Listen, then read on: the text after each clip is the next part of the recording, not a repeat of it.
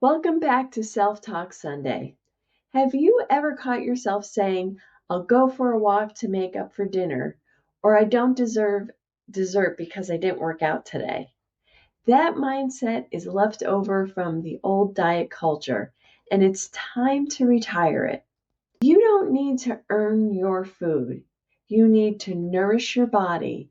And when you shift from counting calories to caring for your cells, everything changes. Because food isn't just energy, it is information.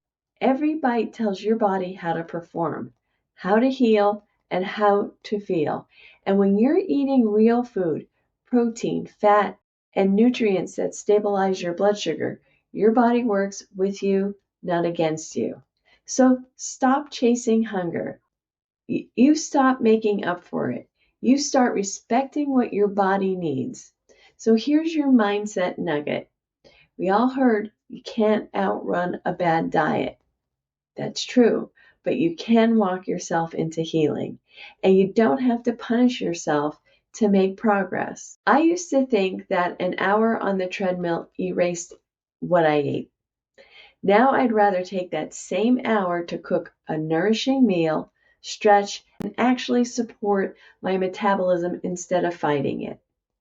So the next time you think, I should earn this, I want you to remind yourself you already have.